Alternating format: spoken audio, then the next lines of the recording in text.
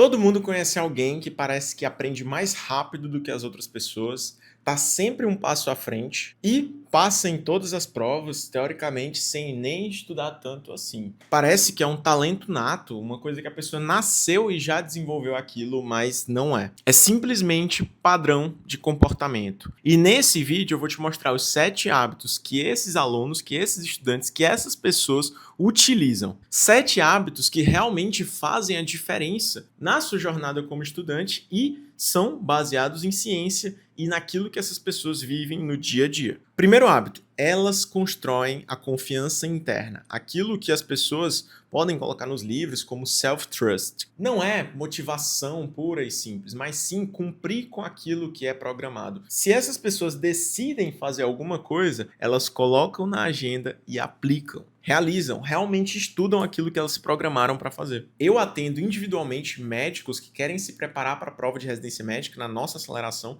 inclusive vou deixar o link na descrição desse vídeo, e eu percebo que um aluno tem muita dificuldade quando ele não cumpre com aquilo que ele combina comigo que vai ser feito. Nesses casos, eu preciso realmente de uma atenção dobrada com esse tipo de aluno. Porque enquanto que as pessoas que são top 1% dos estudantes prometem, eu vou estudar 10 minutos de determinado assunto, eu vou revisar isso, eu vou fazer tantas questões, e fazem, elas estão dando um aviso para o próprio cérebro de que, cara, eu cumpro com o que eu programo. Ou seja, aquilo cria autoconfiança. Isso libera dopamina e faz com que você entenda que você é uma pessoa que realmente faz e não só planeja. Enquanto que os alunos que eu tenho dificuldade, os médicos que eu tenho dificuldade são aqueles que planejam, mas não cumprem. Daí a gente tem que tentar executar isso o quanto antes, fazer essa mudança de identidade. Acontece que quem faz parte do top 1 dos melhores estudantes, top 1%, eles não começam fazendo muitas coisas, e sim começam consistente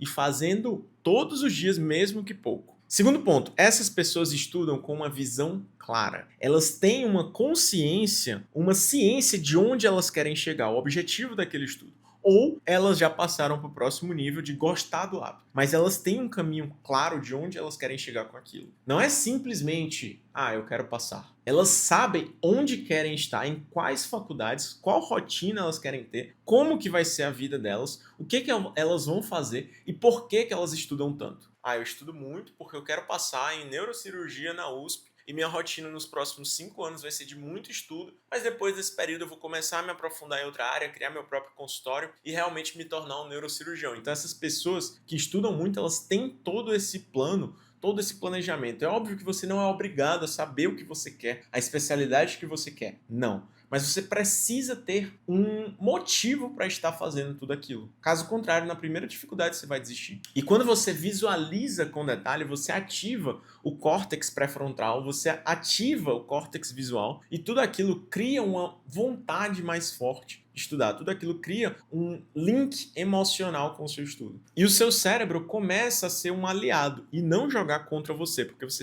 já se enxerga estudando e estando naquele ambiente que você quer acessar. Terceiro ponto, esses estudantes fazem um controle de energia nos seus cérebros. Isso aqui é absurdo, porque realmente aquilo que a gente consome, aquilo que a gente tem contato no nosso dia a dia, os tipos de conteúdo que a gente assiste, o tempo que a gente perde ou a forma como a gente consome conteúdo, faz uma mudança de plasticidade cerebral. No meu ano passado, meu ano de preparação para as provas de residência médica, que eu fiz para passar em 5 provas extremamente concorridas, também passei num concurso público logo antes de me formar, então 6 provas aí que eu já passei. Em todas essas provas eu precisei conferir como que estava o meu ambiente e me cercar somente de bons estímulos. Da mesma forma como a alimentação muda nosso corpo, deixa a gente forte, ou deixa a gente fraco, ou deixa a gente gordo, o consumo de estímulos no nosso dia a dia faz diferença para o nosso cérebro. Isso pode gerar mais estresse, mais ansiedade, pensamentos ruins. Imagina uma pessoa que está lá vendo vários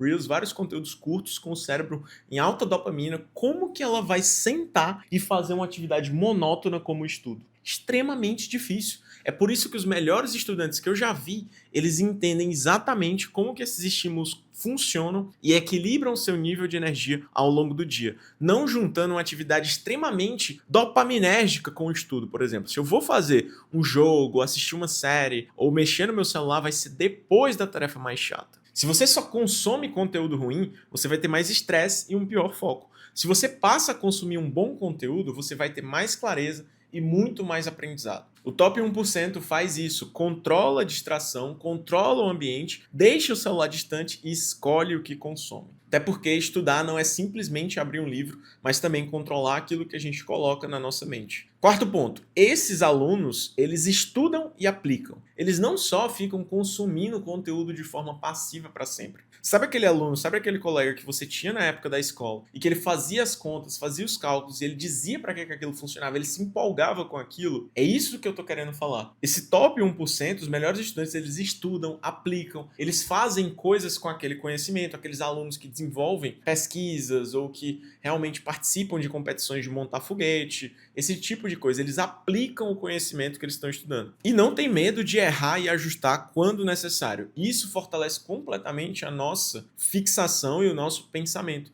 Um estudo realmente ativo, que eu estou atendendo meu paciente ali no dia a dia, eu estou estudando em casa a doença dele. É um estudo muito mais forte do que simplesmente ficar lendo o livro e achando que vai reter. Inclusive, foi esse estudo, estudar e aplicar, que me permitiu crescer aqui na internet, fechar parcerias, avançar na faculdade de medicina, passar em 5 residências médicas. Foi esse estudar e aplicar que me permitiu. Até porque conhecimento sem aplicação é obesidade mental, é uma ilusão. Os melhores estudantes utilizam micro hábitos. Não tem uma rotina perfeita. Os melhores alunos não criaram uma rotina 100% infalível. Eles têm hábitos pequenos e consistentes. Sabem como voltar para o caminho quando saem do trilho. 10 minutos por dia, 5 questões, uma revisão e vão aumentando isso até que 1 hora se torna fácil. Você não começa fazendo 100 questões por dia. Você começa com 5, com 10 e vai aumentando isso de uma forma gradual. Cada vez que você executa,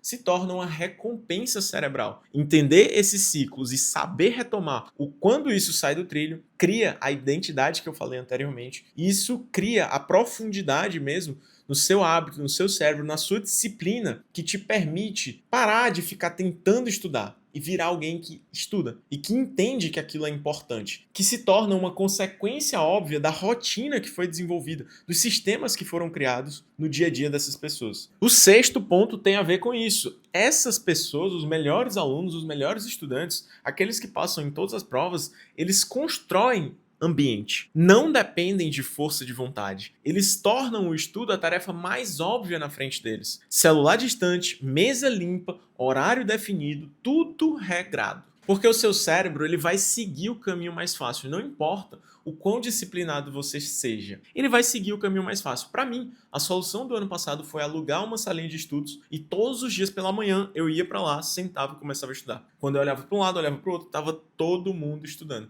Como eu deixava meu celular desligado dentro da mochila, estudar era a tarefa mais divertida que tinha na minha frente. Isso foi um controle absurdo dos meus estímulos ao redor. Não é você que persegue o estudo que se torna mais fácil dentro da sua vida. E também, por último, mas não menos importante, eles têm resiliência. Eles têm um código do retorno. Todo mundo falha, todo mundo deixa de estudar um dia, todo mundo erra, todo mundo comete um erro no seu estudo. O que vai diferenciar no top 1% dos melhores estudantes não é perceber que tudo saiu do trilho e deu errado, mas sim entender. Cara, eu não consegui estudar muito bem ontem nem antes de ontem. O que eu posso ajustar hoje para poder retomar aquilo e voltar ao trilho? Isso é uma reprogramação, é saber planejar aquilo que não deu certo, saber fazer os ajustes enquanto o caminho ainda está rolando. Cada erro vira dado e cada vez que você sai do caminho, você volta melhor. No final, tudo se resume a não estudar infinitamente durante muitas e muitas horas,